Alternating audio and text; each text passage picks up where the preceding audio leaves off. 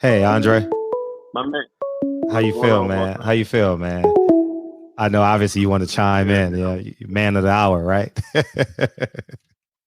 You hear me? Yeah, we hear you You very hear me? well. But for those on the call, we got Andre Dirrell on the phone, man. How you doing, man? I'm doing pretty good, man. I was at the fight. I attended the festivities, man, and there's something going around right now about Anthony Dirrell being the guy who caused Mark Breland Mm-hmm. to throw in the towel. I would like to correct that and say it was me who told Mark Breland to throw in the towel. And when I tell you I did it for the entire leading up to the entire time of the um of the um of the round before he actually threw it in. But I believe it was me who caused him to do so. But I'm not going to say that because your phone is echoing. Do you have it on something? No, I don't. No, it's probably your phone. I got you through my program. Okay, yeah, but You're not echoing on live though. You're definitely not echoing on live. okay, all good, all good. But I'm not going to sit there and say I caused a grown man to throw in the towel. Uh We huh. have to, we definitely have to think about Deontay Wilder safety, and that was my main concern leading up to that for the seventh or sixth or seventh round. Mm. Deontay Wilder was losing rounds as he went on. In fact, his best round was the second round. Second round. You know, and he still lost that round. Or that round kind of went both ways, but things were getting pretty bad for him. His ear was bleeding. Come to find out, it was his earring hole. You know what I'm saying? But I saw a lot of things going on, man, and I didn't like it at all. I was very fearful of Deontay's health, and I needed him to stop that fight, man. Um, but um, but we all know, man. Listen, man. Deontay has the punches of gods, man. Man, he's one of the strongest men in the sport. And when it comes to boxing, he's on top of the list of one of the Mm-hmm. hardest hitters in the world. Not in America, but in the world, man. And because we can always rely on that punch, we can look forward to it. We can cause him to take a lot of harm trying to lead up to that punch if he gets the opportunity to land it. Mm-hmm. And that could be the very thing that causes him to be hurt badly in this game. You know what I'm saying? So I would like to talk to Deontay Wilder when I have the opportunity. I'm actually be looking forward to it. But I'm a fighter myself, man. I know what it is to get in that ring and take those kind of punches, man. And you guys can think that he could have been okay and came back from it, but I saw and I know that there was no way possible, and I'm sure there's plenty of coaches that can back me up. Mm. How far away were you from the corner? Man, listen, I was probably about 4 rows back, maybe five, and I walked right up to their corners, right beyond the gate, Mm-hmm. and I was surprised nobody set me down, but because I was screaming frantically. In fact, um, Kevin Hart's baby mama, his ex, Mm-hmm. she got up and she kind of started spewing off until I gave her an understanding. She was apologizing to me. Steve Harvey came up to me and said, "Listen, man, what you did, you possibly saved his life, man. That was a noble thing you had did." Mm-hmm. You know, um, um, um, you know, um, some other credible guys came up to me, boxers, other boxers came up to me, gave me love, gave me that, like, bro, what you did was that was some real shit you did. You know what Mm-hmm. I'm saying? And then other fans and whatnot walking past, but you had to see that there was nothing, and I mean nothing that man could have done. And of course that punch is possible, but there was no way in hell he was going to land it. Why? Because he didn't have the momentum. He couldn't even step forward. He backed Deontay Wilder up the entire fight. Something that's it's not easy for Deontay Wilder to fight backwards. I mean, I'm not going to say he can't fight going backwards. Mm-hmm. I'm going to say I never seen him do it. Mm-hmm. And he had no momentum at all, man. Nothing was telling me that things were getting better for him. So once I saw the punishment continue to go on, and in fact, that round I would have made the most money on the betting odds because I bet on the fight. You know what I'm saying? I bet he would knock him out. And that round was I would have got the highest amount if he would have lasted that round, but he lost. Mm-hmm. So I'm glad I made that call. I didn't give a damn about the money, and I put a lot up. You know what I'm saying? So it is what it is, and I care more about the safety, but about the man than the fighter. Gotcha. What would you say to Deontay Wilder if you had the chance to talk to him? Because he's somebody in his camp is listening. Guaranteed. Man, listen. My main problem in my life has been I wear my heart on my sleeve. You know what I'm saying? I give my family all the attention in the world. I'm here for them. You know what I'm saying? I listen to their problems. And my friends aren't exempt. So he might. I mean, he might be against it. He might be mad at it because I know he mad at Mark Breland for it. You know what I'm saying? But straight up, man, be mad. Shun me, do whatever you want to do. I honestly don't give a fuck. You know what I'm saying? Saying it coldly. You know what I'm saying? But I just need him to understand I only cared about his safety. I was so pissed in there that it damn near brought me to tears, man. Like, that's how hard I was screaming. You know what I'm saying? And I'm just glad I actually reached out and did that, even though I put that idea in his head. I saw him over there talking to JD, you know what I'm saying, which I believe if you're going to fire somebody, fire him. You know what I'm saying? Especially how he spoke about Mark Breland doing it on his own, throwing him under the bus like he did. That was scandalous as hell. You know what I'm saying? But I just want Deontay Wilder to know that I care about it. But he know me. He know I am. He know who I am as a man. I'm always been a good dude. Ain't nothing fake about me. You know what I'm saying? I care solely about his safety. I had my wife reach out to his wife because they got each other's numbers, you know what I'm saying, in hopes I can get a call back, but haven't heard from him yet, and it just had happened actually, you know what I'm saying. So, but yeah, man, I just want to let him know, man, that I just cared about his safety. That's all. You live, fight another day, man. Listen, today wasn't your night. Blame it on whatever you want to blame it on. He came in what 12 to 15 pounds heavier. It could have been that. He wore a 41-pound suit. It could have been that. It was an off night. It could have been that. It wasn't Mark Breland. That's a guarantee. You know what I'm saying? Mark Breland, top of that fight, he cared about his safety. JD's was just following the rules Deontay gave him. Gotcha. If he dies, he dies. Forget the kids in his life. Forget his family. If he dies, he dies. He's willing to go out on the field. That's the boxing not thinking to me. You know what I'm saying? We're bigger than boxing. We can only do this as young men. Gotcha. We have the rest of our lives to live after that. You know what I'm saying? So tell me if you want to, you know what I'm saying? But all I cared about was your safety. And I put that idea in his head, and I'm glad I did. What did you see did you see anything change after the first knockdown, and was that punch behind the head? Yeah. So this is the thing. I saw the fight getting better as the rounds went on. Nothing got better for Deontay. I mean, if anything, he probably landed one or two more punches in the last round. You know what I'm saying? And the punching in the back of the head, Deontay Wilder was leaning to his right. He was to move from the punches, put the punches right in the equilibrium, or some possibly in the back of the head. Some could have been done intentionally, most weren't. But that's what we do. We'll kind of turn our head to prevent getting hit, and then you get in the back there. We complain. Sure. Well, Deontay Wilder wasn't doing no complaining. He didn't give a, he didn't give a fuck. That was the last thing on his mind. You know what I'm saying? But at the end of the day, you take that many punches back there. You know what I'm saying? That's how one of the cats died, taking those kind of shots in the back of the head. But you take punches in the back of the head enough, so you can fall out and that could be your last night. I'm sure Patrick Day didn't know he was gonna die when he stepped into the ring. You know what I'm saying? And then leading up to when it happened, he wouldn't have told my man to throw in a towel or whatever.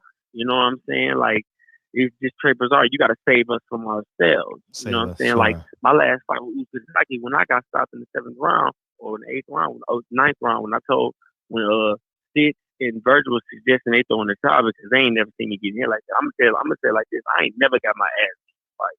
I lost that fight to Uzaki. I lost. Like, I damn near got my ass beat, but that's just me saying that I got hit more than I ever have in a fight. Sure. I ain't never just got pummeled in a fight. You know what I'm saying? But at the same time, my mind was mentally there, and I wanted to keep going. And I'm gonna say this: I wanted to stop. I did, but I'm like, fuck it, I ain't gonna stop. I'm gonna keep going. Like, if it's my time, it's my time. You know what I'm saying? They had to save me from that. They had to make that final decision, and they did. They gotta save us from ourselves. That's their main job. They given us everything they could the past 2 months to get in that ring and get the job done on fight night. Sure. Other than that, save my life. If you see me in danger, step in. We'll deal with the consequences, man. It's just simple as that. do you think that how much of what percentage would you say you impacted the decision of Mark Breland? Because that's what's going Man, around. listen, I don't want to take. Listen, I don't want to. Listen, we're men. We're leaders, man. I mean, we're leader of the packs. You know, our families in life. The man is the head, not the tail. You know what I'm saying? So nobody should be able to influence your decision. You know what I'm saying? But Mark Breland looked at me one time in that entire round. And when I say he jerked that towel, he asked JD's again, and JD's I saw him shake his head. You know, so I'm still wondering why they let me stand there, but they are. You know, and then he turned back and he just. So you heard the conversation between JD's and Mark Breland? I didn't hear it at all. I didn't hear it at all. Okay. I just know Mark Breland said, "Shit, I throw in the towel," and I know JD said no. I know this. Like I know by the what was going on. I was in his fucking ear, man. You know, I was screaming up to my, you know, to my lungs, bro. I was screaming loud, like, bro, stop the fight. Like when I tell you, like I said, that I didn't give a damn about being stared at, nothing. Didn't like how Deontay was looking. I ain't never seen Deontay get his ass whooped. I seen Deontay laying punches. You know what I'm saying? Like I seen him get outboxed.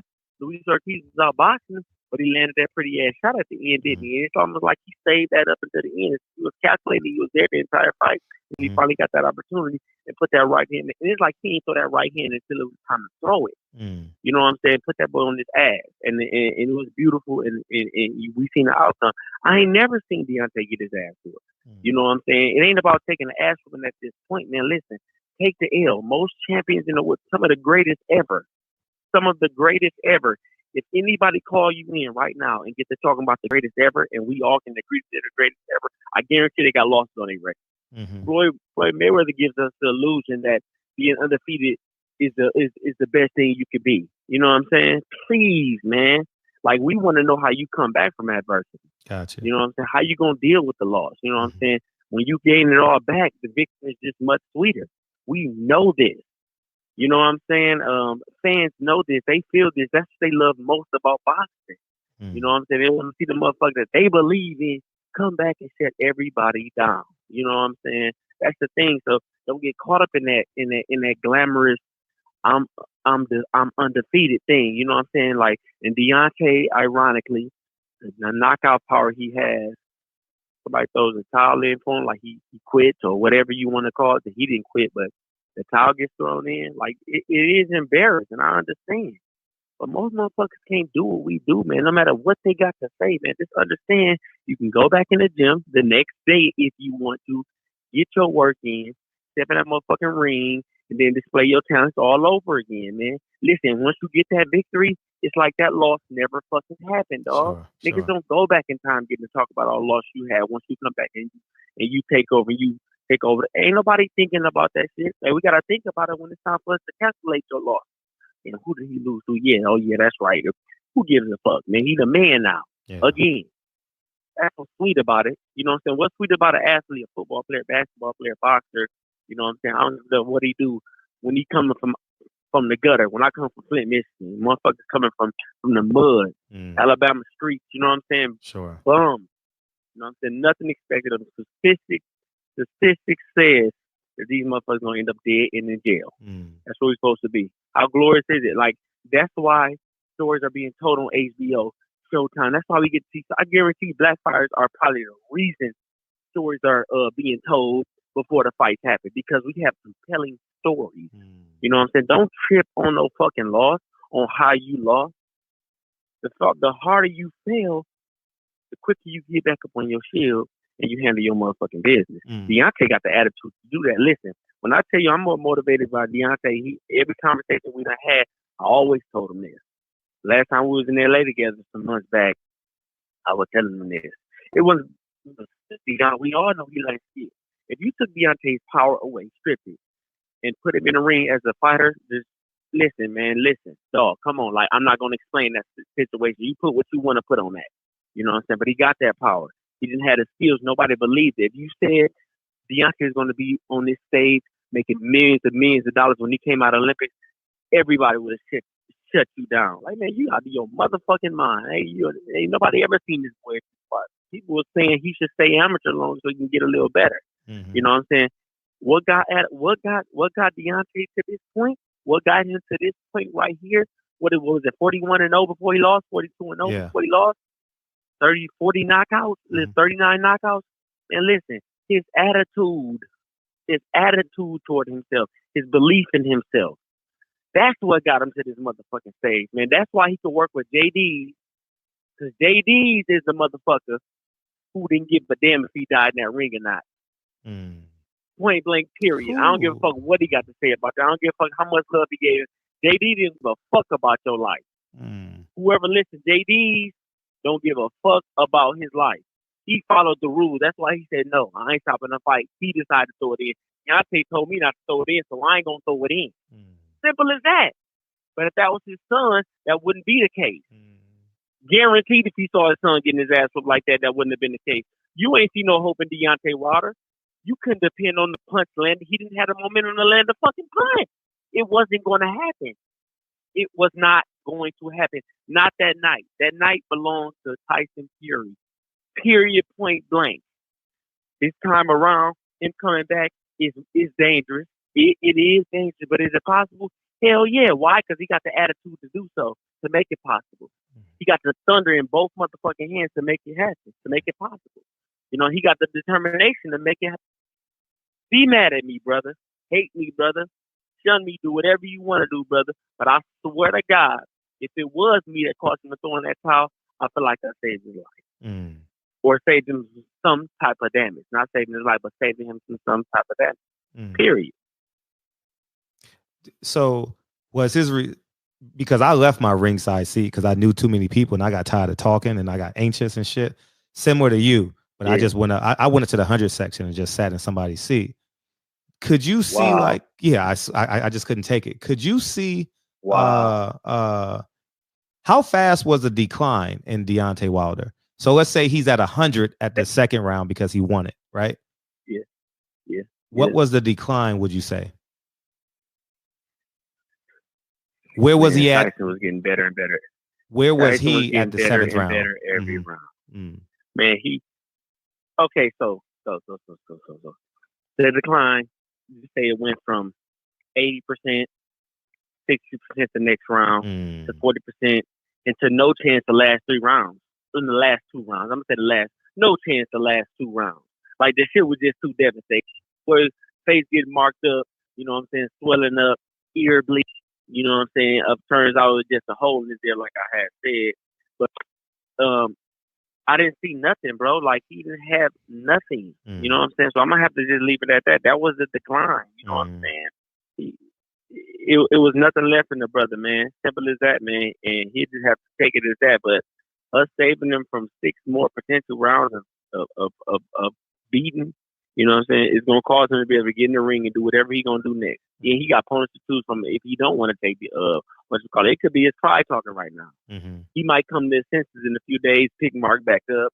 Hopefully he drops JD's because I ain't got no love for JD after what he said about Mark Breland, the gold medalist, a former world champion. Mm-hmm. You know what I'm saying? At the end of the day, you got to understand that that Mark Breland made the right choice. He made the choice for his fighter as a man. Mm-hmm. He's a fighter.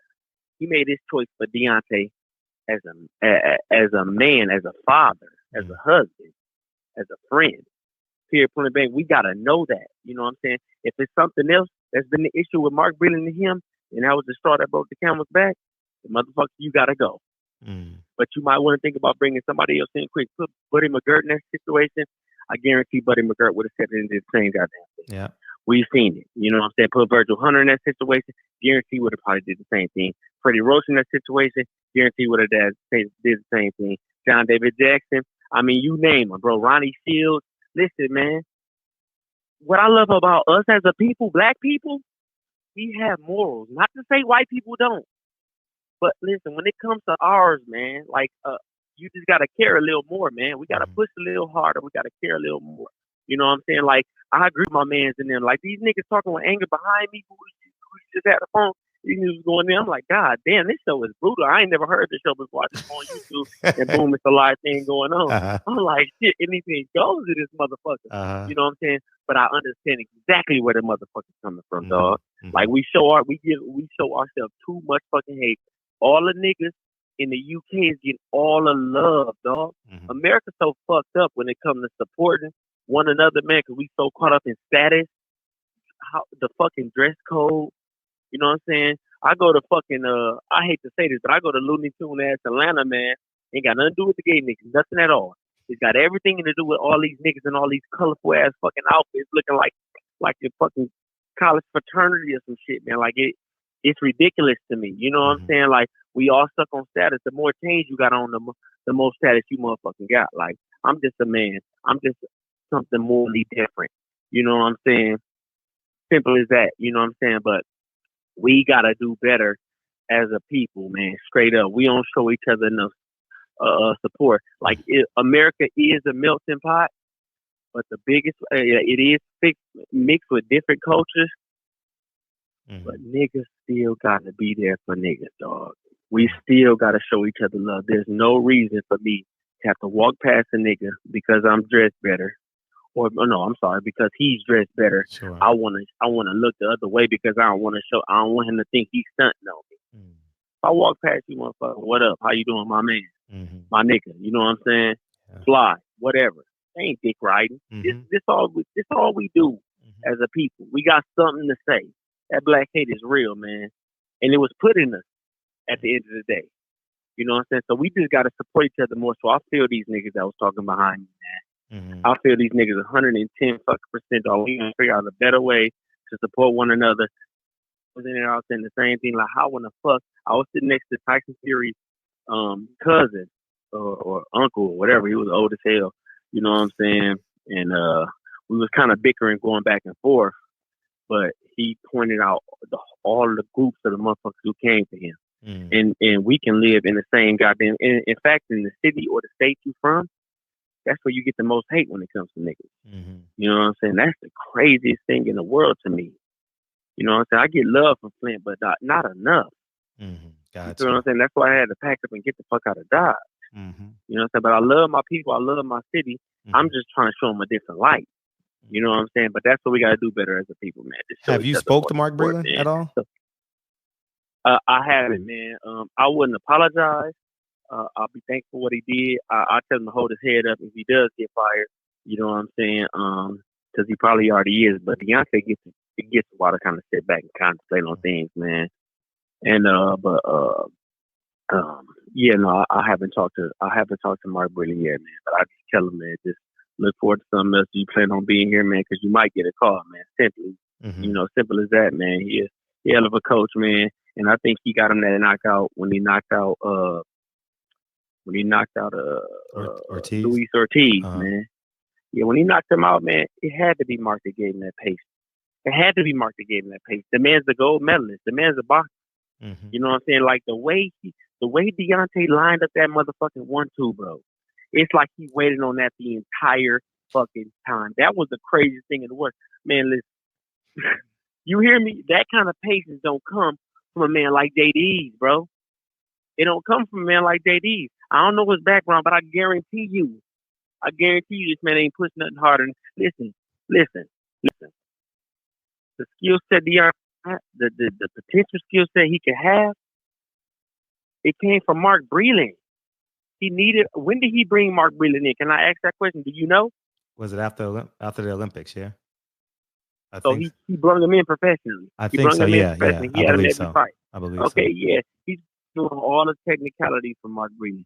He can hold JD can hold the mitts all he wants to, man. And I'm probably downplaying him more than I should. You know what I'm saying? But I'm really pissed how he threw him under the bus, man. We supposed to be a team in there. You supposed to sit back and say, let's think this through, champ. We're gonna sit down. You know how you go to God with your problem before you go to anyone else. We're gonna come together. We're gonna sit down and we're gonna talk this through before we make any irrational decisions. Let's sit down. I'm gonna sit down. Me and Mark Breland gonna sit down and we're gonna call you in and we're gonna tell you the circumstances and then we're gonna make that decision right there amongst us all. Because that's what a real man gonna do. Not saying I ain't saying this about Deontay. I'm saying it's about JD. A real man will confront his demons right in his fucking face. Anytime I got a problem with somebody, bro, in this texting world, when you can easily just shoot a motherfucker up, you know what I'm saying? I call. If I got the opportunity to be in his face, I put the phone down and I meet him. Any problem I got, whether I caused it or whether I want it to get fixed. Or if you're important enough to me, I'm gonna be in your face and I'm gonna try to see it through. You know what I'm saying? Or I'm gonna tell you why you can't. You know what I'm saying? He made an irrational decision, Deontay Wilder, based off emotion. Feelings, I understand that he did what he felt like he needed to do. No blame at all. JD was supposed to handle that differently. I hate how he threw that man under the bus. That was some out cold shit, dog. Period. Mm-hmm. He ain't teaching that man better than Mark Breland is. Guaranteed. Mm. Well, I mean, you, you said a lot. You said a lot, man. You said a lot, hey, man. listen, that's all I want to say. Yeah, man. Wilder's team is Day, texting me right now, so they listening to you talk.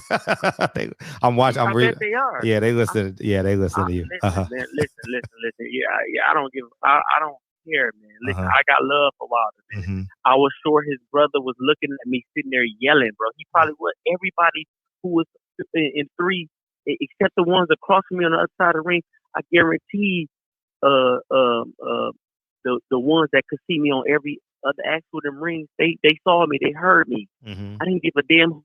I didn't care about being embarrassed, bro. Mm-hmm. I all through tears because I hated seeing what I was seeing. I did it solely because I gave a fuck about who he is. Mm-hmm. He was not supposed to get this far. He's here. That's how good God is, man. Mm-hmm. He displayed his power in belief. He displayed his power in belief. You know what I'm saying? That's why I believe in myself like I do still. That's why I ain't looking forward to somebody believing me for me. I'm going to do it for myself. Deontay Wilder gave me that, man. Now, I'm going to apologize right now if I'm shunning this man too hard, if I'm going in too hard on JD's, man. But again, it's for a reason. I don't like how he went in on Mark Breland, man. I can tell that man got a kind heart. I can tell that man cared about his fighter. JD should have cared more. Period, man. So they can say whatever they want to say about me, man. Have your way. I am totally okay if I influence that man's decision. I'm okay with it. All my life, I wouldn't change it for the world, man.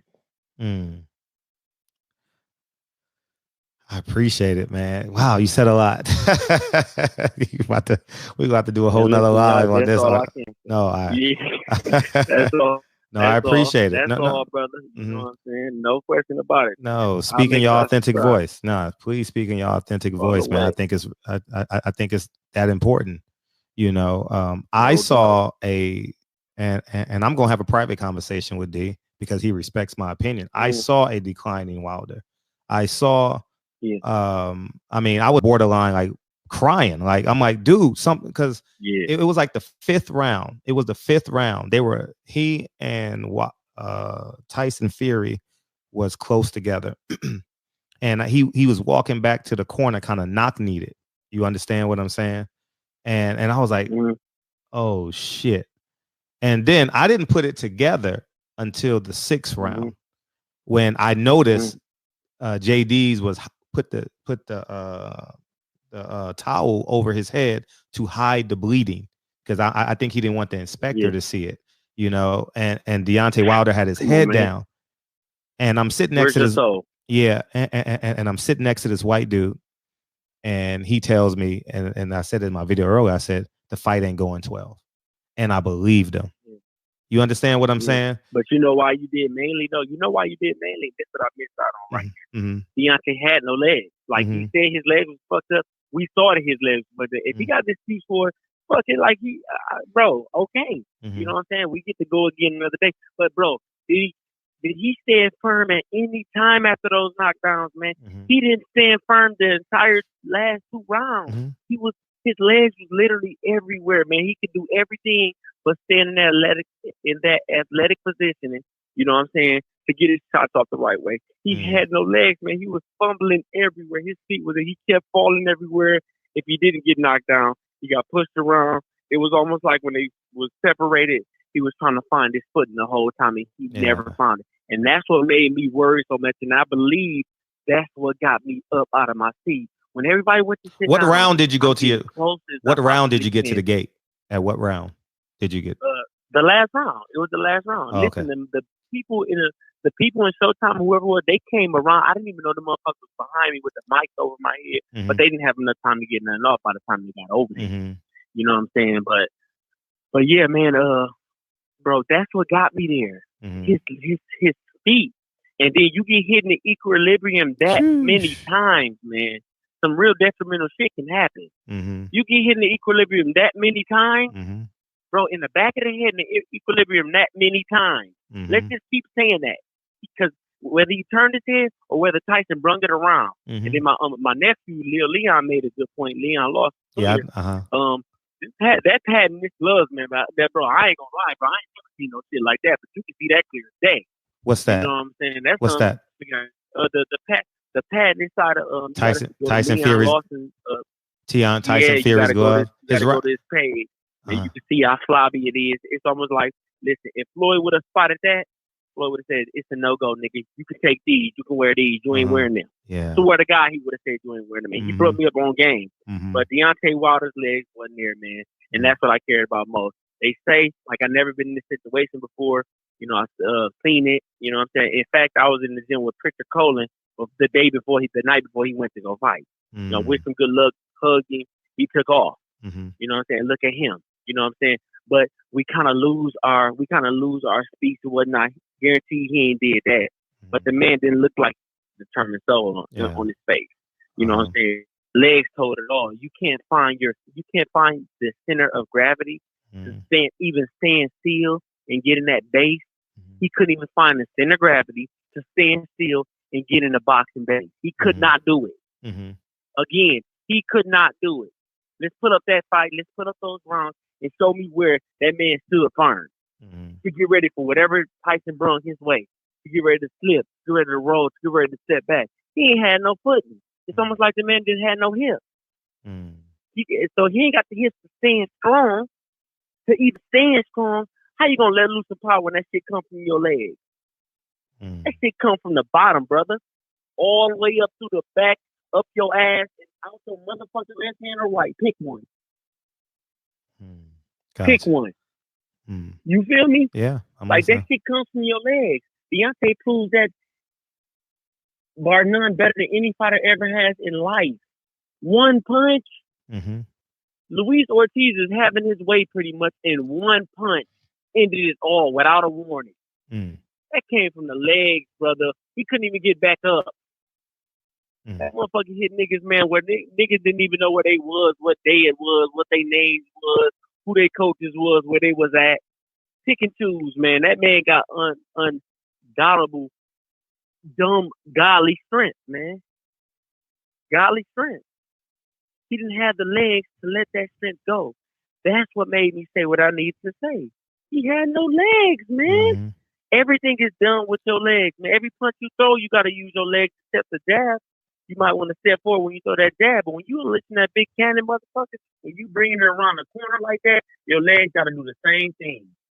When you drop, your whole body drops to the left or to the right, your leg kind of coming up and it's turning in and it's pivoting because the legs is being energized. I've seen sports science, but I know because I feel it. It's being energized and it's riding up your leg and it's coming and it's bringing it to your left or your right and you putting the nigga down. You putting the nigga down, man. You know what I'm saying? You putting the nigga down, bro. Deontay Wilder got mad strength, man, and it all comes from his legs, man. He didn't have no legs, man. Say what they want about me, man.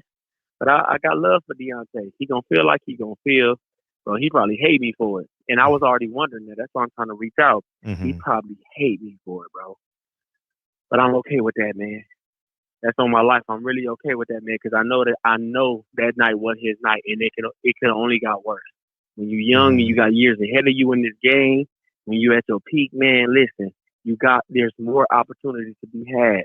We always looking for the comeback because everybody in America is looking for you to lose. They all want you to lose. Motherfuckers, I don't trust nobody when they come to talk about something. I believe in you, man. I thank you. Thank you for the encouragement, for the spirit of the moment, talk for the boost of energy. But bro, like, can't nobody believe me like I believe in me. Boxing a brutal sport, man. You see all them fucking memes that went out? Yeah. All them memes, man. Listen, motherfuckers got to show me memes, and I couldn't smile one time. I'm like, God damn, these niggas throwing memes out already? Like, come on, man, are you okay with it already? These motherfuckers quick for it. It's like they do this shit before it even start. I don't even know how motherfuckers get so creative with these memes, but they nasty with this shit. If this was in Roy Jones era, Riddick Bowles, Mike Tyson, man, bruh. God damn, champ. God damn. You know what I'm saying? But you live to fight another day, man. Yep. You get to show the whole entire world. You ain't got pay-per-view. Listen, you ain't got pay-per-view, motherfuckers got fire sticks. So they still gonna see the fight. The poorest motherfucker in the game gonna see the fight still. He might see it for free. You know what I'm saying, but the poorest motherfucker in the game gonna see you with some ass thanks to the fire stick. Thanks to motherfucker sending it his way. Thanks to motherfucking invite to the crib. You ain't have to put $1 in on this pay-per-view. You just come on in and watch it. If somebody have pay-per-view events, I want to come on over and watch it with me, man. Ooh, you ain't gotta give me nothing. You know what I'm saying? It's a million different ways to break the code and watch a motherfucking pay-per-view fight, man. That's free. Free. For me, it's free. But I pay. Yeah. You know what I'm saying? But that's what I'm saying, man. Like, bro, like Deontay got the attitude for it. If anybody was made for this shit, it's Deontay Wilder. Again, if anybody is made for this shit right here, it's Deontay Wilder, man. You prove with attitude, man, and determination that you can do any fucking thing you want to, man. He does. You're absolutely right. I don't care what somebody got to say about you. I don't care what somebody got to say about me for that. I don't give a fuck. I could care less, man. All I care about is that man so he keep inspiring me. That's it. Said a lot, as I keep saying. You might want to listen to the rest of the show. You got some people that's pro you and anti you, man. So oh my God, I already know it's coming, man. I'm so used to it, man. It ain't no thing, man. Listen, man. People hated Jesus, man. What the fuck do I think I got coming? You know what I'm saying? Like I listen to Kenny G. He's a saxophone player. You know Kenny G? Yeah, very much so. Man, listen. I read a comment on him that was so hateful I couldn't. But I said, motherfucker, he plays the saxophone. He don't do nothing else to play the saxophone, bro. How you hate on nigga that play the saxophone in well? You know what I'm saying? Like, we ain't got nothing coming, man. It comes with the territory. Listen, I might have got in there. I might take a loss. You know what I'm saying? I got 3, by the way. You know what I'm saying? But my question to you is, when are you gonna step in there and show me how it's done? For the ones who got something to say, you know what I'm saying? That's the real shit. That's why we got to ignore it. We don't acknowledge it. You know what I'm saying? So they gonna feel how they feel, man. They gonna agree with some things that I said. They gonna hate some things I said. But I cared about that man's safety. Let's go off that principle and that principle alone, man. So I could have made the wrong decision.